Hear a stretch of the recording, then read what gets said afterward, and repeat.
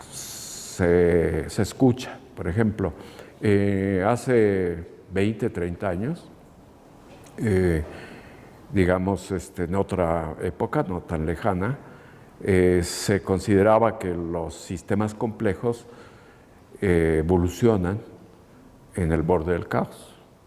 La evolución biológica o los sistemas financieros o tal.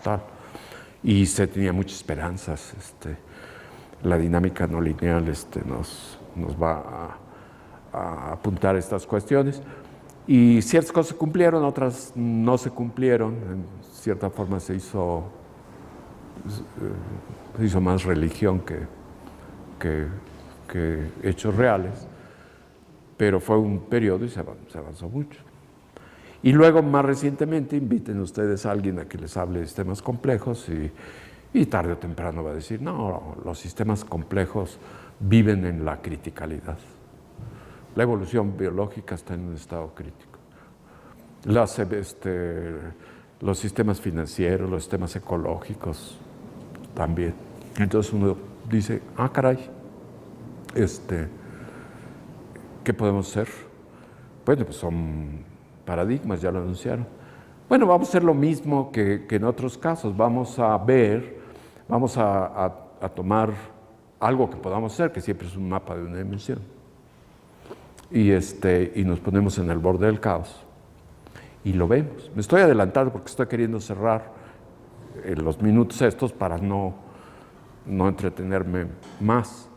Pero digamos, quiero terminar con esta cuestión de los paradigmas, que aquí quedó un poquito, pero no lo quiero motivar más esto. Entonces, dice uno, bueno, estas gentes ya me cayeron mal, los de los paradigmas, ¿no? Porque los anuncian y dicen, bueno, pero en concreto, ¿qué hay, no? Y entonces decimos, bueno, será el caso, es de vuelta un juego de salón, de billar, en el que dice, bueno, pues, lo que digo que sé hacer es trabajar con estos mapas. Entonces, y lo voy a hacer a la fuerza. ¿Puedo, trabajando con estos mapas, decir algo? Yo creo que sí, porque los mapas los puede uno poner precisamente en la transición al caos. Pues ahí le muevo el parámetro de control hasta que llegue ahí está, y lo estudio. Entonces, a lo mejor puedo caracterizar lo que es la transición al caos y ver qué tiene que ver con que los sistemas complejos siempre se colocan ahí, ¿no? Dice, pero el otro paradigma, y puede uno hacer esta cuestión. Hay una manera que es la tradicional de ver esta dinámica, que es siguiendo trayectorias. Pues es lo que hace uno, va viendo las trayectorias. Pero dice, no, mejor yo veo conjuntos de trayectorias. Y de los conjuntos de trayectorias yo extraigo la probabilidad de que la densidad de probabilidad de las trayectorias. Eso es importante, por ejemplo, en mecánica estadística, en física estadística, lo que tienen es lo mismo, pueden seguir una partícula y usan una ecuación típica que es la de Langevin. Pero también pueden cambiar el papel y decir, no, yo ya no quiero seguir una partícula, yo quiero ver la probabilidad de ver una partícula en cada sitio. Entonces usan algo muy cercano que lleva el nombre de Fokker-Planck. Y son típicas cuestiones, son lineales, son antiguas, pero aquí existe lo mismo. Aquí dicen, bueno, vamos a repetir todo el mapa logístico, pero no en términos de sus trayectorias, sino en términos de las probabilidades, de las densidades de probabilidades trayectorias. ¿Lo puedo hacer? Sí, lo puedo hacer. El nombre de Fokker-Planck ya no es Fokker-Planck, se llama Frobenius-Perron, pero puede uno calcular la densidad de probabilidad del ensamble de trayectorias. Conforme va evolucionando, los ponen inicialmente y arrancan y las ponen uniformes, pues conocen la distribución, pero luego van viendo qué ocurre y luego pues eventualmente van a llegar al atractor y entonces ya no pasa nada. Entonces lo que es ya no pasa nada es como si llegaran a un relajamiento y llegan al equilibrio. Lo que tienen es la distribución que ya no cambia, que tiene su nombre de la medida invariante. Pero esa es una gran cosa, porque si repiten todo, desde periodo 1 hasta la banda caótica última, con densidades, pues de ahí calculan una entropía. Porque la entropía, digamos, de Shannon, come densidades o distribuciones y produce un número, que es esa entropía, ¿no? Entonces, pueden asignarle una entropía a todos estos atractores y ver qué ocurre. Y se llevan una sorpresa que tengo en la lámina número tal, en la que pueden ver esa entropía, calculada así, como función del parámetro de control, desde lo periódico hasta lo caótico. No todos, porque por ejemplo de lo periódico pues se escoge una familia, los llamados superciclos, que son muy cómodos. De los caóticos, pues los donde se rompen bandas, que se llaman puntos de Misiurewicz. Pero son familias infinitas, les pueden calcular sus distribuciones y con las invariantes, y con eso calculan la entropía, y entonces grafican entropía. Ya acabé, ¿eh?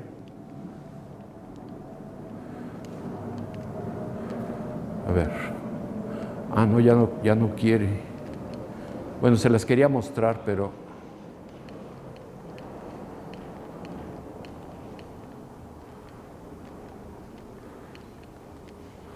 es esta.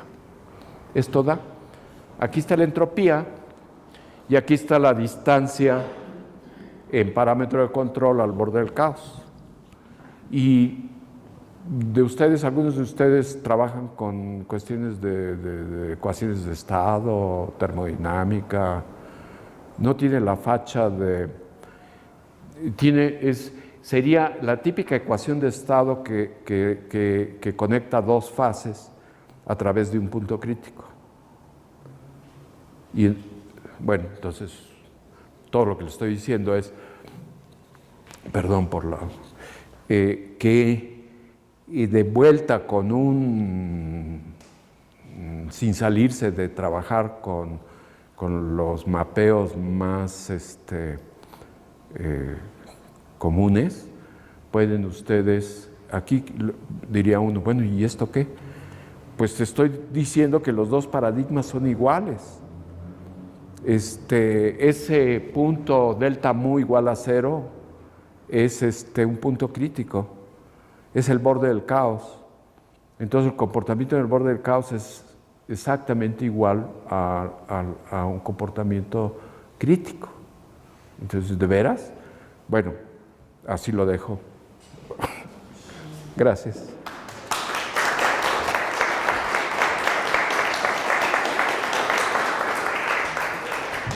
Muchas gracias, Alberto. Vamos a ver qué preguntas hay. Sí, Fernando, qué raro. Gracias, estuvo muy entretenida tu charla. En el ejemplo que pusiste de Daisy World, está el concepto de homeostasis, que es en tener parámetros sistémicos que mantienen constantes a partir de la dinámica compleja, digamos, que es la de las margaritas con la radiación, etc. Entonces, el símil que estás planteando ahorita acá es que hay parámetros constantes debido a estas fluctuaciones que se dan en el borde del caos o algo así. Y si hay como cuáles son, por ejemplo, la constante de Fagin, etc. Todas esas cosas. ¿La constante de qué? De Fagin, que se mantiene muy constante en este periodo, con este movimiento del periodo. Y se están dando estas transiciones críticas. No sé, estoy tratando de ver si es que hay algún símil de parámetros sistémicos constantes debido a estas rutas hacia el caos, estas dinámicas que se dan hacia el caos. Ok, gracias. El trabajo que estamos haciendo está en una etapa que no es la última.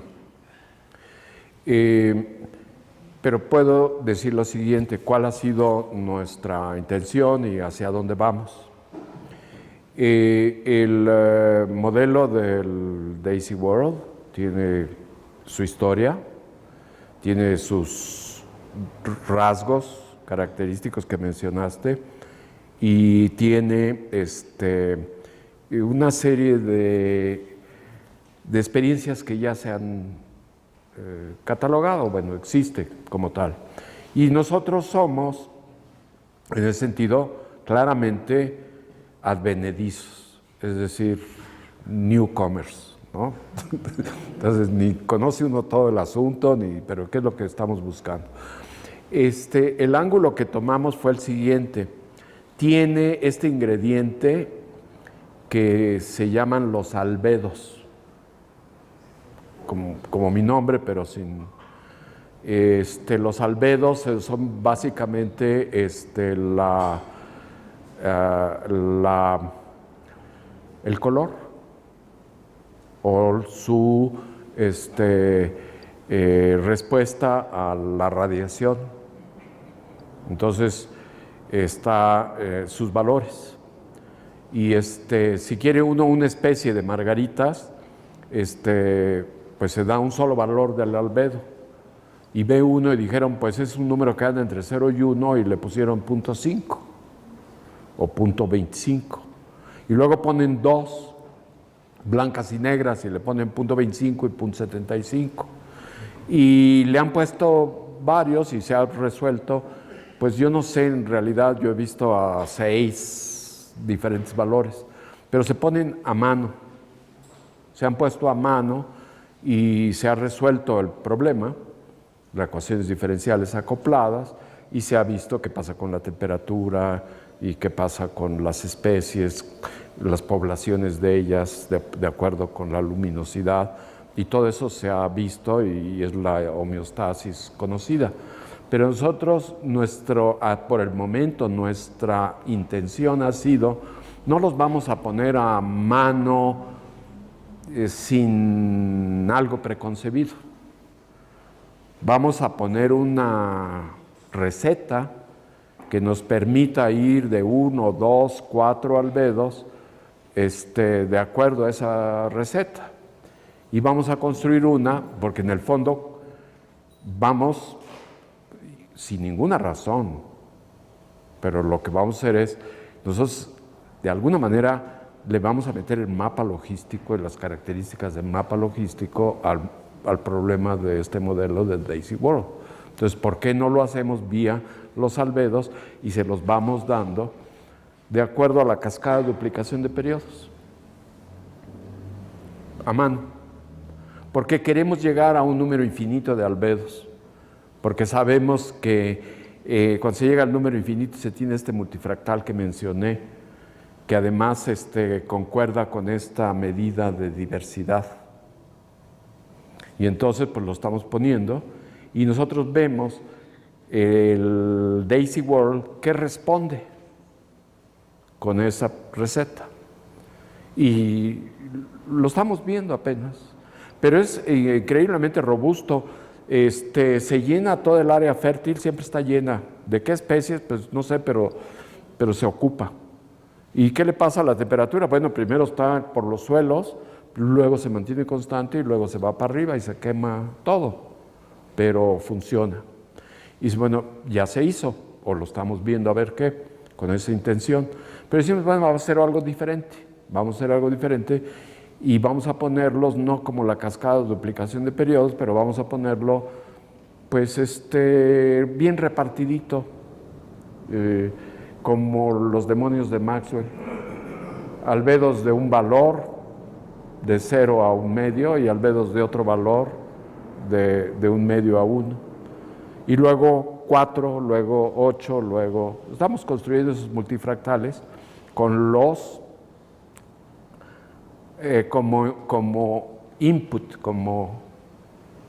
Lo estamos poniendo así, como una novedad. Es decir, vamos ahora a ver cómo responde el modelo.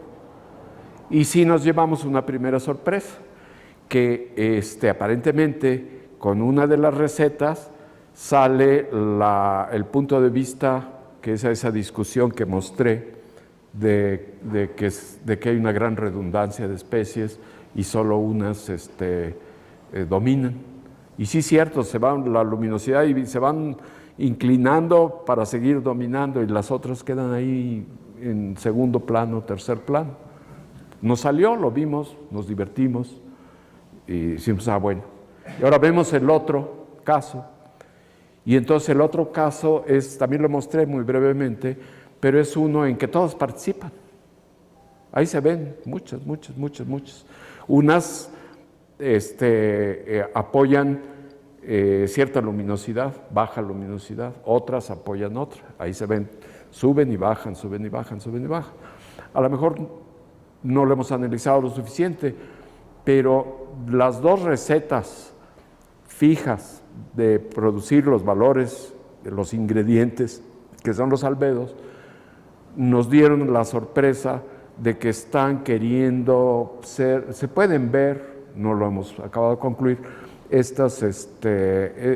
estos puntos de vista que generó la comunidad en ecología, en diversidad. Una la de la redundancia y otra la de, que dominan unas o que las otras, pues, todas apoyan igual hasta que truenan, ¿no? No te contesté bien, pero, porque hasta ahí vamos. Sí, Adán. Pues no sé. Bueno. Muchas gracias, doctor. Gracias por continuar. Hace aproximadamente un mes vino un físico estadístico, Leo Glass, ¿no? Leo. A hablar sobre física estadística, la complejidad y los sistemas biológicos que estudia biomedicina, corazón. En una de las conferencias que tuvo allá en la Facultad de Ciencias, mostró cómo en varios modelos para estudio de enfermedades como epilepsia, problemas del corazón, que tienen un comportamiento de oscilaciones, sí. Corazón, neuronas, ven su actividad eléctrica, como esa actividad eléctrica produce ondas, pues tiene un comportamiento oscilatorio. Antes de caer en un evento catastrófico, como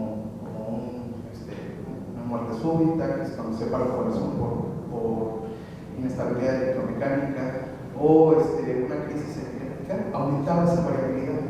O sea, de pronto, horas antes de que fallara el sistema, empezaba a tener una variabilidad mayor en sus parámetros. No todos los días tiene uno la oportunidad de preguntar a un físico estadístico sus dudas, entonces por eso le quiero preguntar esto. En los sistemas biológicos se supone, o tenemos la idea, de que la pérdida de variabilidad o la pérdida de diversidad dentro del sistema le quita robustez, como lo que la lámina que mostró de Paul Ehrlich, ¿no? Sí. Los tuercas y los... Sí. Los ecosistemas, ¿no? El inmunólogo parece correcto. Y cuando le quitamos suficientes tuercas al sistema, de alguna manera truena, ¿no? Entonces, sin embargo, esta diversidad, intuitivamente, a mí me sonaría como que mayor diversidad debería producir mayor variabilidad. Y resulta que no, parece que mucha diversidad o mucha robustez en un sistema biológico da estabilidad. Entonces mi duda es que si la robustez de un sistema se relaciona con su diversidad, produce que sea estable, ¿cómo la pérdida de diversidad en las enfermedades produce aumentos de la variación? Sas. Gracias. Me voy. ¿Perdón? Es médico nada más. Bueno, me voy a salir por la tangente. Porque pues sí, conozco algo de los trabajos, no con profundidad, de Leon Glass y de los ciclos circadianos, etcétera, y la relación con dinámica no lineal. Muchos de lo, bueno, no muchos, de lo que yo conozco y puedo concluir, este personaje que ha tenido una trayectoria notable, con aplicaciones precisamente a medicina, ha visto dinámica caótica y dinámica caótica básicamente. No está otra dinámica que es muy distinta, que es la del borde del caos. Entonces, mi experiencia, mi interés, las líneas, todas están localizadas en esa frontera entre periódico y caótico, y reconozco otros líneas, trabajos, sobre todo cuando son osciladores acoplados, que se ven con ecuaciones diferenciales. Entonces, pues ya me queda un poco más lejos y por eso diría, pues me voy a salir por la tangente. Pero sí puedo, ya no me voy a salir por la tangente, puedo decir qué toca respecto a interés propio y experiencia propia.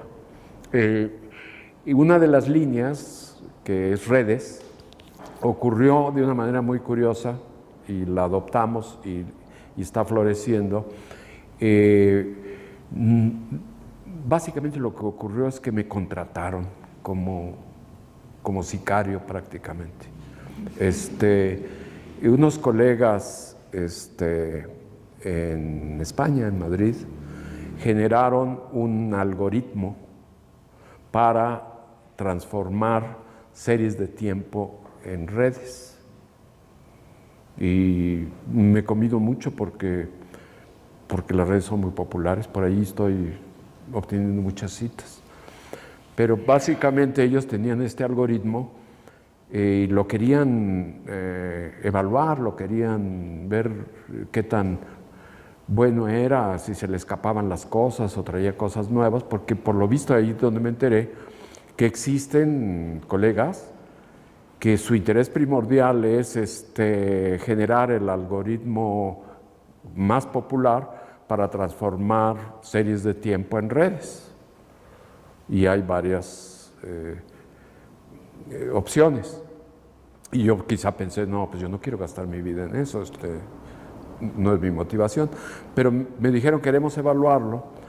Y me dijeron, tú podrías con nosotros, podemos ver todas estas trayectorias de este mapa sencillos hacia las rutas al caos. Las trayectorias son series de tiempo. Entonces podemos transformar esas series de tiempo en redes. Y que el algoritmo es tan sencillo que se puede extraer la distribución de grado. Y con la distribución de grado, pues luego una entropía y muchas cosas de estilo. Y fue muy productivo. Y dije, pues vamos a hacerlo. Y entonces fue transformar series de tiempo en redes. Más que ver qué pasa con la epilepsia, pues era ver cómo se ve con los ojos el borde del caos en forma de red, por ejemplo. Pero también se vieron estas fronteras al caos, la de la intermitencia, y se vio cómo tienen estas propiedades sus redes. Y entonces un camino, una opción es, por ejemplo, tomar encefalogramas de gente normal o gente que tiene un episodio, una tormenta por ahí adentro de epilepsia, y se puede trabajar con ellas, se puede llevar a red, a lo mejor no es una pérdida de tiempo porque se puede ver la distribución de grado y se puede ver la entropía y se puede ver qué le pasa a la entropía comparada antes de la epilepsia o durante la epilepsia, y ver si hay señales tempranas que relacionan con esas alertas tempranas. Ya me fui por la tangente, me fui de otra manera, en el sentido de que estas sí son problemas que yo en particular no tengo experiencia. Los ritmos respiratorios, los ritmos cardíacos están acoplados, se pueden tratar con dinámica no lineal. He visto cuestiones en las que lo que aparece es o caos o no caos, pero no está detalle. Con esos mapas se puede ver mucho detalle. Perdón. O sea, doctor, entonces podría, a lo mejor, esta conclusión que tengo es que una cosa es la pérdida de diversidad espacial de la red y otra cosa es las intermitencias de las series de tiempo. Se necesitaría de veras enfocarse en ese problema y tener un modelo donde tenga variables, esté construido precisamente para que tenga una medida de diversidad, una medida de redundancia, y ver, en sí mismo es abrir un camino con un modelaje ad hoc para este tipo de preguntas. Mientras que uno está acá más divertido, pues el mapa. Gracias. Juan Manuel, y luego Mario, y luego Laura. A ver, Juan Manuel. Usa el micrófono, por favor. Ahora, Hola. no estoy muy familiarizado con el término de entropía. Ajá. Y hasta donde entiendo, pues es una medida del orden de los sistemas que relaciona pues, una medida de energía sobre una medida de tiempo. En el caso de la entropía de Shannon, ¿cómo se relaciona con la criticalidad y la transición de fases en los sistemas complejos?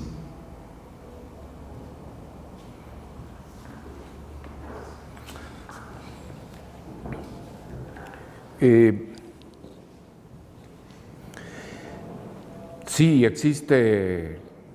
existido desacuerdos muy, a mí me ha tocado observarlos, personas cercanas al uso de las entropías, en los cuales unos quisieran ver que Shannon jamás hubiera siquiera nacido y que vino a enturbiar todo el asunto, y sí podrían decir típicamente, no es lo mismo. Una cosa es la entropía de Clausius, la entropía termodinámica. Se necesita que sean sistemas térmicos, sistemas que tienen estados de equilibrio, y hay manera de llevar la segunda ley a la existencia de un objeto, una función que lleva el nombre de entropía, y que primero es que exista a partir de digamos, generalidades como esa segunda ley. Y luego decir que qué propiedad tiene. Y la propiedad que tiene es que aumenta y alcanza un valor por arriba de otros valores en lo que es el estado final de un proceso espontáneo. O sea que esa cantidad que se llama entropía para los termodinámicos, todos los procesos espontáneos llevan un cambio en ese valor, se ve el valor final, y el valor final es el más grande. Es un poco confuso, pero en el siguiente sentido. A ver, voy a tratar de centrarme. ¿Qué quiere decir eso de que, pues, que es un proceso espontáneo y termina en un estado de equilibrio? va a ser uno de máxima entropía. Bueno, pues ya te escuché, máxima entropía. Pero ¿qué me dice? Que hay una flecha en el tiempo, que los procesos ocurren de una manera y no de la manera contraria. Realmente es lo siguiente. Se tienen estados de equilibrio con lo que vamos a decir restricciones, que no se permite que se intercambie partículas o energía o lo que fuera. Entonces se tiene un sistema que está lleno de restricciones, pero está en equilibrio. Y por estar en equilibrio se le puede calcular su entropía y dice, vale tanto. Y entonces yo le quito una restricción y sé que va a ocurrir un proceso espontáneo que va a terminar en un nuevo estado final y ya me están diciendo que es de máxima entropía. Entonces lo que hace uno es, porque no es lo único que se puede calcular, todos estos estados con restricciones, y va uno moviéndole la restricción, ahora se la pongo aquí, ahora se la pongo acá, ahora se la pongo acá, y cada vez que se la pongo en un sitio, me tomo la chamba de calcularle la entropía, y hago una tablita. Cuando puse la restricción aquí, tanto era la entropía. Cuando puse la restricción acá, tanto hago mi tablita. Y ya que la tengo, digo, ahora sí, voy a quitar la restricción y ya no la pongo en ningún lado. Y entonces, ¿dónde escogió el sistema terminar? Veo mi tablita y veo que terminó en el máximo. Pero fue el máximo de todos los estados de equilibrio con esa restricción. Ya me fui chueco. Pero eso es lo único que se puede hacer si uno trabaja en termodinámica. Lo que ocurrió, digamos, con esta entropía que es de teoría de la información, es que se construyó una expresión matemática a la que se le puede poner distribuciones de probabilidad. No tiene nada que ver con lo que estuve diciendo antes. Simplemente se le ponen distribuciones de probabilidad y se calcula. Se le toma el logaritmo, se vuelve a multiplicar, se integra o se suma y se me dio tanto. Y es muy distinto, esto es un funcional que come distribuciones. Pero es la misma expresión que usan los mecánicos estadísticos, o sea, coincide que es la misma expresión. Se me olvidó un poco por lo que me preguntaste. De hecho, yo personalmente no he hecho mucho caso entre, la conozco, la definición de la que hablé primero, y esta otra, que es la que empleo generalmente en todos estos problemas de dinámica no lineal, que es construir una distribución de probabilidad y usar la expresión matemática para calcular ese número, y luego veo cómo se comporta, y veo que se comporta como esa variable termodinámica, como mostré quizá. Se me olvidó un poco lo que me preguntaste. Discúlpame. Preguntaba de la relación de la entropía de Shannon con respecto a la criticalidad y a la transición de fase. Ok, ya lo puedo regresar. Sí, sí, lo que yo presenté y de lo que hablé es que se pudo calcular una entropía con la de expresión de Shannon, que fue, fíjense, un mapa no es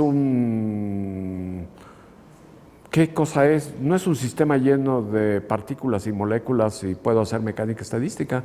Un mapa es un juego de escritorio, es un juego matemático. Digo, pongo esta función, le fijo el parámetro de control en este valor, le pongo una condición inicial y veo cuál es el siguiente, se lo vuelvo a retroalimentar y lo voy viendo. Entonces no tiene moléculas, no tiene partículas, no tiene termodinámica, no tiene entropía, no tiene nada. Lo único que tiene es lo que le pasa a esa sucesión de números. Esa sucesión de números hasta le llamo trayectoria o órbita, pero pues no es más que una sucesión de números. Y entonces, en principio no tiene nada que ver con criticalidad. Si es que se dice que un punto crítico es es este de un estado de equilibrio de un sistema térmico, que hay muchos, ¿no? De un magneto, no tiene nada que ver. De hecho, no tiene nada que ver, y ahí uno debería decir, ustedes a lo suyo y nosotros a lo nuestro. Pero curiosamente, se toma esa función matemática, se le va moviendo el parámetro de control de lo periódico a lo caótico, se van viendo estas dinámicas, se calcula la distribución de probabilidad, se obtiene numéricamente de la computadora la distribución de probabilidad, se le avientan todas esas trayectorias y las trayectorias acaban, pues ya no evolucionan, y entonces se vuelven función de la X, de la f de X, que era el mapa. Entonces ya tengo yo en la mano de mi juego matemático, que no es otra cosa, ya tengo en la mano una distribución de probabilidad. Y entonces tengo la audacia de meterla en la expresión de Shannon y la voy sacando para cada uno de estos atractores, y luego la grafico, y ya la grafiqué y digo, pues mira cómo se ve, tiene facha de una isoterma crítica, o tiene esa facha. Y dice, pues pero no es, porque ¿dónde están tus partículas? ¿Dónde está tu temperatura? ¿Dónde están tus partículas? No son la misma cosa. Pero yo ya tengo un comportamiento que es análogo. Y entonces mi siguiente paso es racionalizar por qué fue posible de mi escritorio sacar un comportamiento que aparentemente es como el de otro territorio. Y ya no voy a seguir ahorita por ahí. Se puede seguir con la cosa de criticalidad por cómo es posible que se conecten las cosas. Todo lo que estoy diciendo es, me llevé esta sorpresa. No deben ser lo mismo, pero es como cuando dice, bueno, es que es un pato. ¿Cómo sabes que es un pato? Pues camina como pato, grazna como pato, nada como pato. Es lo que estamos diciendo, tiene toda. Perdón por la... Mario, a ver.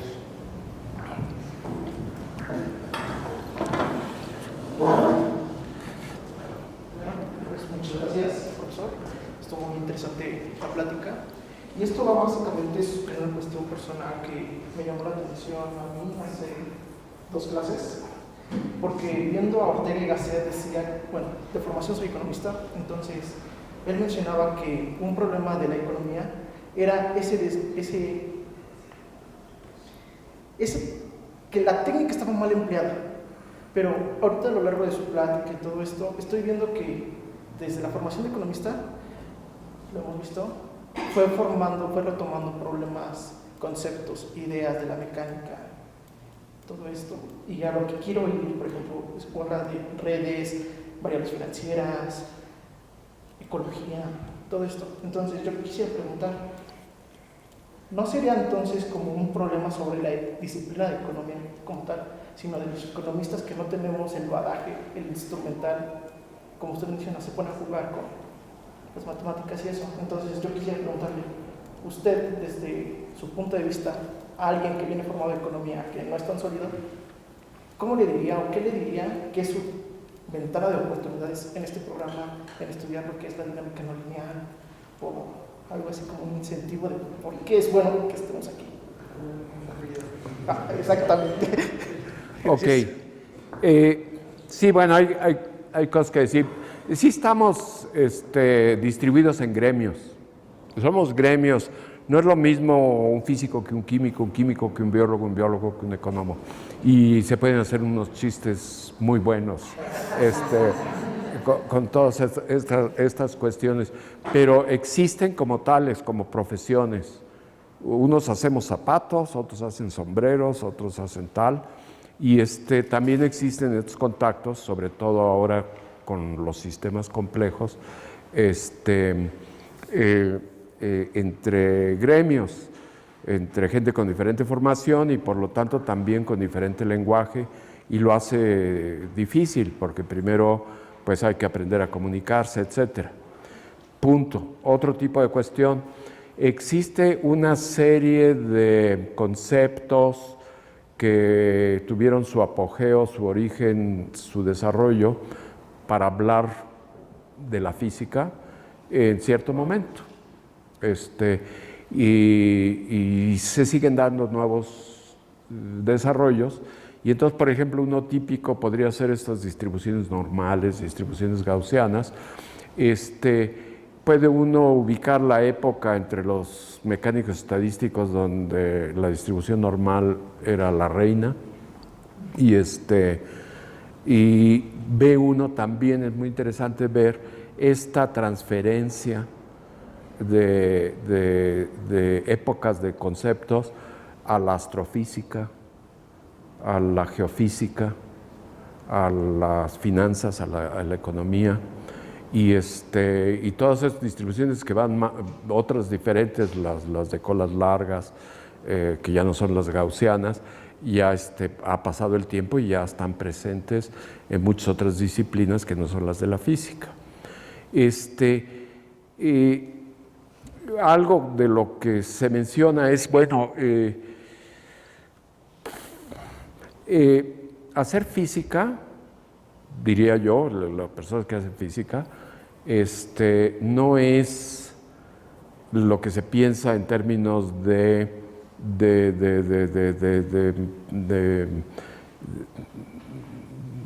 física, sino es una manera de entender, es una manera de llegar a unas comprensiones, a un fondo, que no necesariamente tienen que ser temas físicos.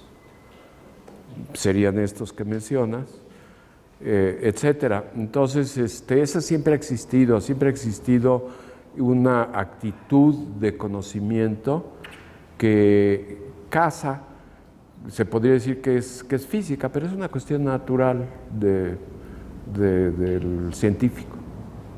Entonces, es una época muy interesante por la cosa interdisciplinaria, etcétera. Bueno, es lo que voy a decir para no extenderme más. Pero una es esa transmisión que tiene un retraso en el tiempo, y otra cosa es esta actitud la actitud de lo que quiero entender. Perdón. Sí, se nos está haciendo tarde. Doctor, mi pregunta va más acerca sobre qué es la vida y los sistemas autoorganizados. Entonces, usted nos hablaba de que un organismo puede ir compartimentalizándose cada vez más y más y más y más. Entonces, supongamos una célula, y esa célula tiene muchos elementos, pero esa célula podría también tener elementos que no son necesarios para su vida, y nosotros podríamos predecir lo mínimo que se requiere para que un ser sea vivo, o sea considerado como vivo. Experimentalmente se han hecho algunas cosas y se hacen comparaciones entre diversos organismos y van viendo cuáles son los elementos genéticos o los elementos que se requieren para que se considere una vida. ¿Cree usted que con sus predicciones, y más bien en esta etapa de transiciones al borde del caos, podríamos nosotros predecir cuál es el número mínimo o los elementos mínimos para que se considere vida, suponiendo que después de eso pues ya vienen otras partículas como los virus, ¿no?, que ya no tienen la capacidad de autorreplicarse? SAS. Bueno, no.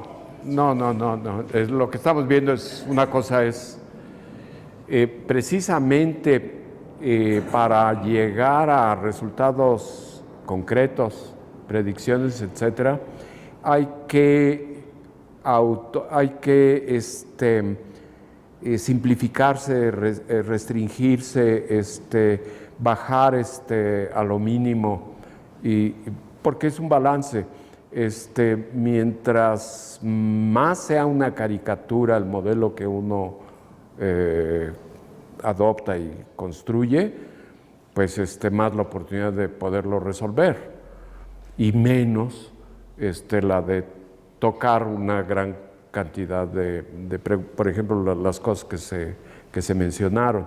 Y hay que ser realistas. Por ejemplo, el caso, digamos, del físico, que el físico que no está en laboratorio es un profesional que hace aproximaciones y por eso genera modelos que son caricaturas. Es como comerse una alcachofa. Si puede uno decir, pues no le hago muy poco, yo lo quiero tan real como sea, me lo meto a la boca y me pego una lastimada o al revés, yo hago aproximaciones y la pelo y la pelo y la pelo tanto que ya no comí nada. Hay que tener una idea preconcebida, hay que saber más o menos hasta dónde. Y en el campo tan diferente del que se menciona real, porque esto ya no es real, pues estamos, por ejemplo, en fenómeno crítico, que esto es lo que estábamos diciendo, el fenómeno crítico, lo voy a decir muy rápido, tiene esta cuestión, el físico le emociona más la universalidad que, digamos, la diversidad o las particularidades que el químico sabe distinguir entre gemelos. Y en el fenómeno crítico ocurren que infinidad de sistemas se comportan igual para ciertas cantidades. Entonces ahí es donde a mí me ha tocado más. El caso es que si yo trabajo un modelo que realmente es para reírse, si cae en esa clase de universalidad, pues tuve una suerte enorme, porque si está en la clase de universalidad y lo que me interesa son las cantidades ABC, las voy a poder sacar con mucha facilidad. Entonces, el estilo de lo que estuve hablando está extremadamente simplificado. Esta diferenciación, pues el planeta se diferencia en capas, ¿no? También el asunto de las moléculas de origen biológico, moléculas más pequeñas, los átomos, no solo las células, son diferenciaciones que bueno, a mí me interesa la diferenciación, digamos, atómica, molecular, no la celular, que es mucho más complicada, pero está uno nada más, no va uno a responder las preguntas tuyas que son muy serias, está uno respondiendo cosas a otro nivel. Es que, ¿sabe? Siempre se llega así como que experimentalmente van deletando genes o van deletando cosas y llegan a un número, ¿no? Y luego resulta que la naturaleza es tan poderosa que existe organismos que viven con ese número, con un número menor de lo que se había dicho antes. Ajá. Y sigue y sigue y sigue, y nosotros no hemos llegado todavía a definir cuál es el número de elementos mínimos para que este organismo por decir, estos son los mínimos elementos que se necesitan para que un organismo pueda. Son preguntas muy precisas que no coinciden con el tipo de preguntas, por ejemplo, que por ejemplo me he planteado y que reflejé aquí. Son cosas muy distintas en el sentido estricto. A mí me interesaba quién paga la cuenta de la entropía, sin meterme en un mundo que no tengo ni la información ni las complejidades. Entonces, sí, pero fíjate que para ese lado también, a expensas de un gasto de entropía, pues el organismo ahora tiene que recibir por afuera esa energía que requiere. Sí. Pero aquí vino de estilo. Y sí me quiero disculpar en el sentido, para un físico, dice, ya resolví el problema de la vaca. Es esférica y pasta en un plano perfecto, ¿no? Ese es para el físico. Y aquí fue, para el físico, la autoorganización es, pues, préstame unos demonios de Maxwell para ir dividiendo a la mitad y a la mitad y a la mitad, sin más. Sí. Mi pregunta creo que está mucho en el espíritu de la pregunta de la compañera, y es que probablemente son áreas y temas distintos, pero agradezco mucho esta conferencia porque me movió algunos conceptos que yo tenía del comportamiento de los sistemas complejos, de, por ejemplo, qué sucede con la entropía. Siempre me había preguntado como las leyes de la termodinámica y el saber que existe, como el sistema cuando evoluciona, existe un payoff y alguien más paga, ¿no? Esa energía que se está perdiendo, y lo que usted mencionó de la criticalidad, que los sistemas estaban constantemente en este estado de criticalidad, y al final también mencionó que la criticalidad y el borde del caos están relacionados y son similares. Y yo me dedico a la aplicación de los sistemas complejos con ciertas modelaciones a cuestiones socioambientales, sociales, organizacionales. Y algunos temas que me apasionan son el metabolismo social, justo el uso de energía por hora de actividad humana, y análisis de transición, ¿no?, en las sociedades, y qué pasa con la energía y con el tiempo y lo que hacemos como actividades económicas. Y con este contexto me preguntaba, tal vez pueden ser preguntas muy básicas, pero ¿cómo entendemos el orden en los sistemas, sabiendo que pueden haber diferentes estados de equilibrio? ¿Cómo el orden se vincula, o cuál es la relación y las cualidades de relación entre el orden y el borde del caos? Y cómo el orden, el borde del caos, digamos, qué relación tienen con el compañero médico. Creo que su pregunta me resonó mucho como el de la compañera. La robustez a lo mejor en un sistema, o justo los principios de la vida, ¿cuáles son? Mi pregunta no va como para ahorita abrir como todas estas conversaciones. A lo mejor parece muy simple definir qué es el orden en los sistemas, pero cuando me puse a reflexionarlo con su presentación dije, no es tan simple la relación entre el orden de los sistemas y el borde del caos, siendo que las fronteras siempre están como expandiéndose y siempre estamos con este intercambio de energía con otros subsistemas, ¿no?, o sistemas más grandes. Entonces dije, no es tan fácil.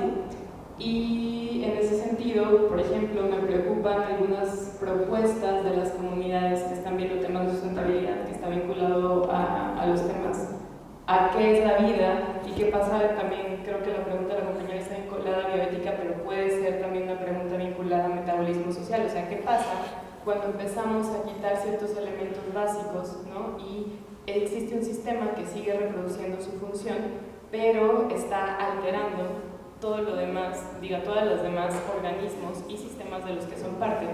Y sé que hay muchos estados de equilibrio, ¿no?, que son posibles, pero sí me pregunto, o sea, creo que es una pregunta profunda, y a lo mejor no es una pregunta necesariamente para usted, pero me pregunto si existen actualmente, ¿no?, en lo que estamos creando como ciencia, como sistemas complejos, estos principios. Me preguntaba, por ejemplo, qué es la salud, o en qué momento podemos hacer propuestas de decrecimiento, ¿no?, o de utilización, un uso menor de energía a escalas de sociedad, y considerar que eso es, digamos, algo saludable y que va a mantener. Es una pregunta más allá de la sustentabilidad, creo que por eso resumo mucho con la compañera, creo que tiene que ver con los principios de la vida y lo que vamos entendiendo. Entonces sé que no es una pregunta para resolver aquí, pero si hubiera tal vez material de lectura sugerida para ir a lo mejor también aprendiendo a hacer preguntas más adecuadas en torno al tema. No sé si dice muy bien el contexto de la inquietud que comparto, pero si hay como algo de material que pudieran, a lo mejor también todos los que estamos aquí compartir, yo agradecería mucho. Bueno, sí, yo tendría que decir primero que nada que no estoy en posición de abarcar algo tan amplio, porque ya lo dije varias veces, de qué estilo es la manera de operar. Sí voy a decir cosas particulares, porque se tocan cosas que son muy difíciles, poco comprendidas, etcétera. Vamos a suponer que quiere uno atravesar un río muy difícil de atravesar, con corrientes, lo que fuera. Y hay muchos valientes que lo están atravesando con gran audacia. Y uno toma la actitud de decir, yo voy a cruzar de un lado a otro, pero por las piedritas, que es muy distinto.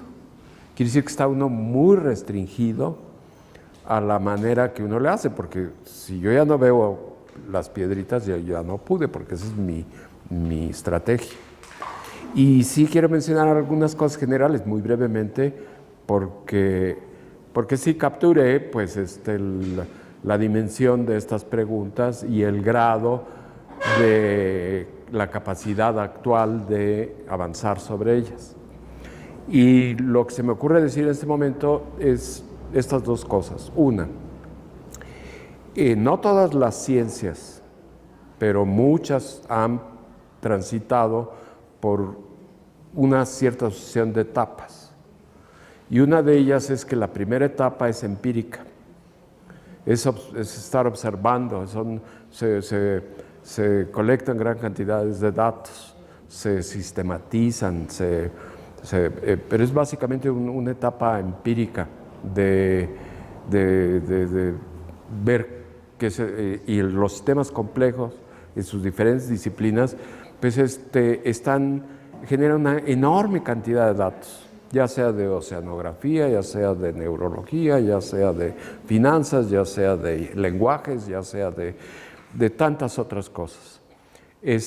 Y podría uno decir que se ha vuelto una disciplina muy popular, muy practicada, pero está en esa etapa.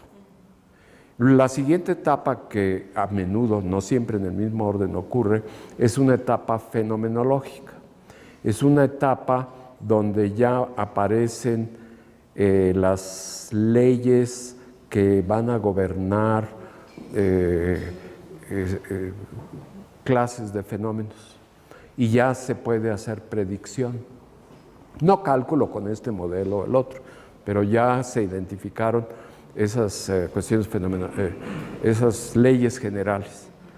Y finalmente ocurre una etapa final que ya es más madura y que es primeros principios, axiomática, ya es el final de todo el proceso. Lo que diría yo, sin estar seguro, es que somos muy afortunados los que estamos interesados en los sistemas complejos, porque nos está tocando el final de la etapa empírica y el principio de la etapa fenomenológica. ¡Ay, pues qué suerte! Es más interesante que simplemente una o la otra. Y luego viene algo que es el punto de vista muy sencillo que guardan todos estos problemas, desde el punto de vista matemático, físico-estadístico. Y dice, bueno, dime muy rápido de qué se tratan los sistemas complejos. Pues las leyes de potencias. Todo lo anterior, todo lo que es mecánica estadística, etcétera, son dos funciones. La exponencial y su inversa, el logaritmo. Son quienes protagonizan toda la mecánica estadística y todo esto y todo el otro. Todos los experimentos que decaen, todo el decaimiento rápido, etcétera, o crecimiento exponencial. Y entonces, ¿qué son las leyes de potencia? ¿Qué son los sistemas complejos? Pues como no tengo tiempo de decirte nada, cualquier cosa que tenga leyes de potencia. ¿Ya? Y entonces, ¿cuál es el reflejo de Pavlov de un estudioso, un estudiante que empieza, o que no empieza a decir, bueno, pues siempre, ¿cómo lo reconozco que estudia sistemas complejos? Pues porque siempre anda cargando, sus gráficas son log. Ya estoy haciendo chistes malos, pero a donde voy es, ¿quiénes tienen esas leyes de potencias? Los multifractales. ¿Quiénes tienen esas leyes de potencias? Los fenómenos críticos. ¿Quiénes tienen esas leyes de potencias? El borde del caos. Los sistemas complejos realmente habría que hacer un juicio. ¿Estos son sistemas complejos, sí o no? ¿Son representativos? Tienen que tener, ya veremos si fue mentira, que nada más se capturó una parte de ellos. Pero así rapidito, leyes de potencias. Y por lo tanto, los modelos sencillos con los que se inicia ciertos entendimientos muy modestos, pues están hechos con esos elementos, que es o borde de caos, o tal, que es pues es lo que yo diría, estando asustado y distante de los problemas de veras. Que primero para entender se necesitan estas cuestiones, por lo pronto.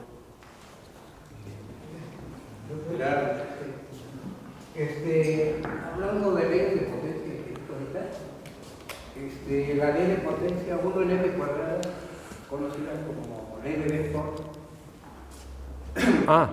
De Benford. Sí. La logarítmica Sí. que tenemos un grupo de datos, o muchos datos numéricos, y que los del número 1 tienen mayor probabilidad, los del 2, Sí. 3, 4, hasta 9. Sí.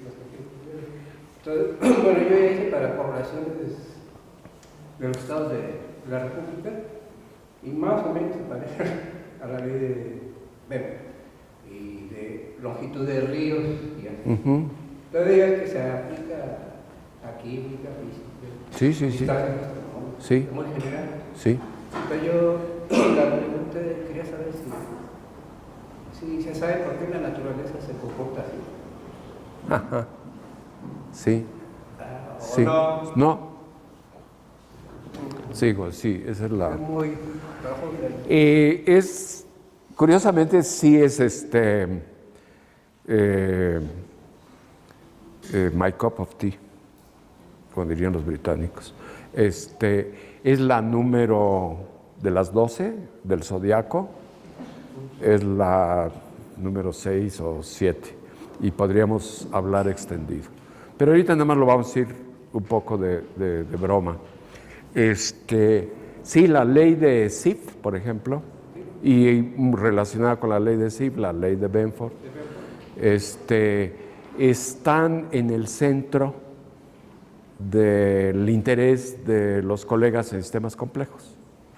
Y le ha ocurrido un tanto, yo lo diría así, sorprende la universalidad, sorprende está ahí vista, podemos extendernos, pero tiene esta cuestión de universalidad que han captado todos los colegas en los sistemas complejos. ¿Pero por qué? Pues obviamente no debe depender del sistema. Si los cráteres de la Luna, los diámetros de los cráteres de la Luna lo obedecen, y los billonarios de Forbes también lo obedecen, o las longitudes de los ríos, pues obviamente no depende de la naturaleza, tiene que tener una explicación. Y es muy intrigante. Y siempre ocurre, tarde o temprano, decide uno,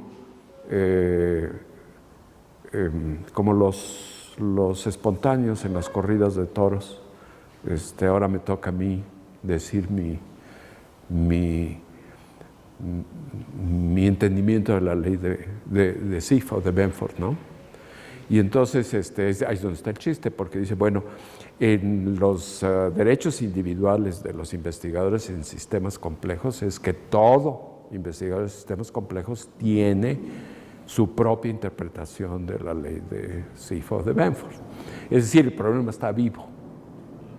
Pero podemos hablar de él muchísimo, precisamente porque es universal, es notorio, está en el centro de los sistemas complejos y se parece a la termodinámica. Porque precisamente la termodinámica ha tenido tanto éxito, la mecánica estadística ha tenido tanto éxito, que dice, bueno, vamos a resolver este problema de termodinámica y de mecánica estadística. Y entonces el colega dice, quieto, yo primero voy a ver si se cumple la segunda ley. Y dice, pues no, pues nadie se pregunta eso, pues nos ponemos a trabajar de una vez. Por esa universalidad. Bueno. Pero ese está entre el orden y el caos, ¿verdad? Hoy no, pero sí vamos a ver, si gustan o si creo la oportunidad, de que precisamente estos sistemas dinámicos le dan una faena perfecta a estas leyes empíricas y con cosas interesantísimas de teoría de números y de cuestiones. Digo que ahorita puedo decir cualquier cosa. ¿Viene de la termodinámica? Más bien está el asunto. Sabemos mecánica estadística y termodinámica. Y lo que más sorprende es que no nada más es para los sistemas térmicos, sino también para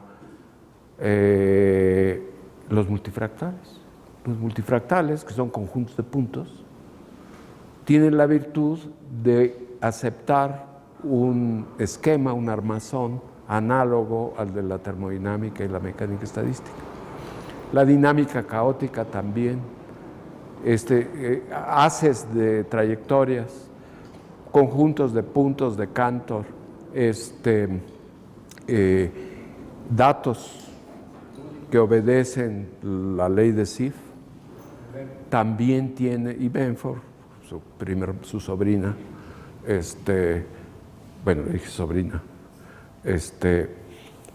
aceptan, y eso está en desarrollo en este momento, aceptan una descripción mecánica estadística que hay que detallar. Muchísimas gracias, le agradecemos a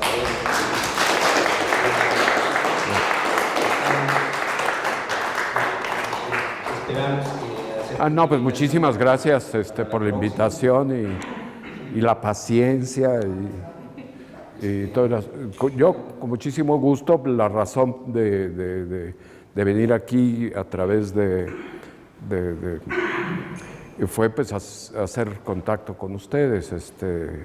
Lo que yo busco en cierta forma, bueno, en toda forma, es hacer contacto, que se puede ir en diferentes, por ejemplo, ya nos conocíamos antes y tengo una curiosidad por ahí, es cuestión de nada más de...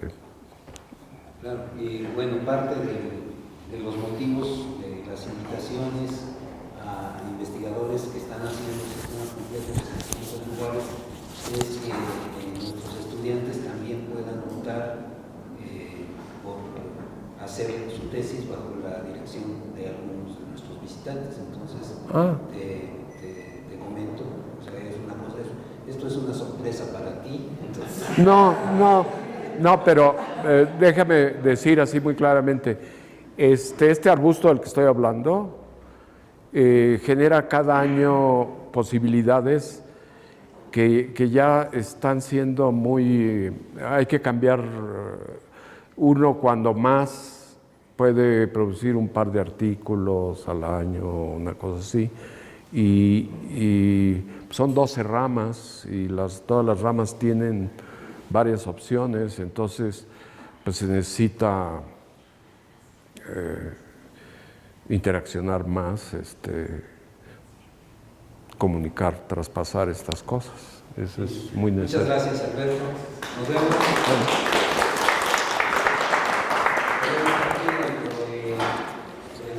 Pues siento mucho, se alargó.